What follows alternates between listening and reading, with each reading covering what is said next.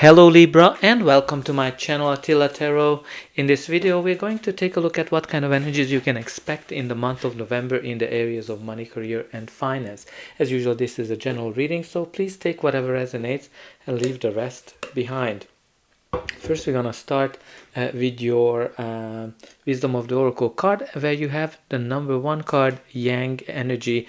So this is very masculine energy, talking about taking action and not waiting for the things happen. So there's something here that you need to take action and think about it. What is how that resonates in your current situation. There's time for you to act on something. But let's see what the tarot is telling us. In the center of your reading, you do have the Eight of Cups. Eight of Cups is the card of leaving something behind, something that used to be dear for you, but no longer. This can be a project, a job, an industry, a company, a business of some sort. In this card pretty much tells you that you are going into the unknown. You're following your passions, you're following your instincts, and you're kind of hoping that's going to lead you to your perfect happiness. The first card in your reading is the Four of Swords. Four of Swords is the card of healing, resting, and also can be this feeling of not when things are not happening in your life. It can be connected to a job loss. It can be connected to something that was painful for you.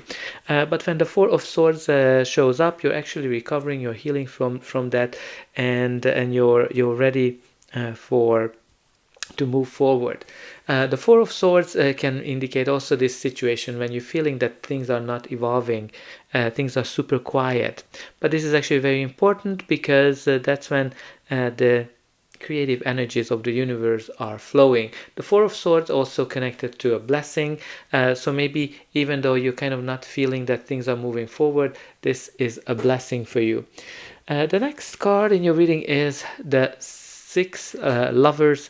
This is all about law of attraction, attracting something that you love, something that you want. It can be connected to a partnership, a business partnership of some sort that is beneficial for both parties, an equal give and take type of partnership.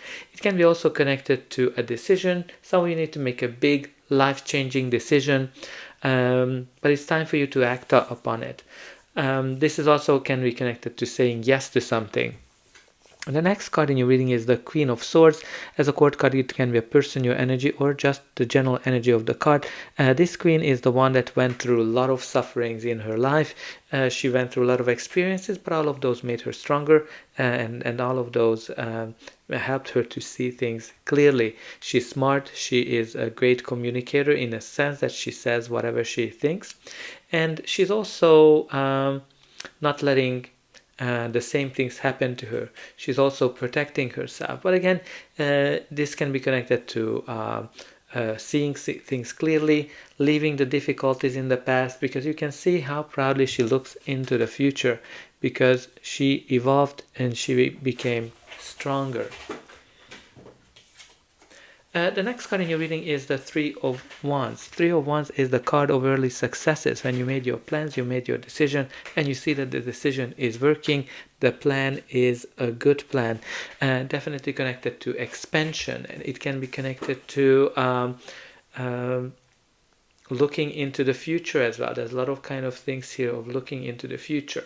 This card also, as I said, the early successes. So if you're looking for a job, you're able to see that you're getting a call back. Maybe if you are thinking about starting your own business, or you started your own business, you're able to see that this plan's gonna work. You're getting your first orders, etc., etc.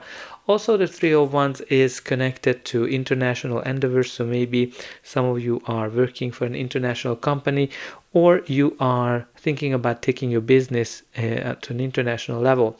The next card in your reading is the Ace of Wands, which is, as every ace indicates, a new start, a new chapter in your life. That's very passionate.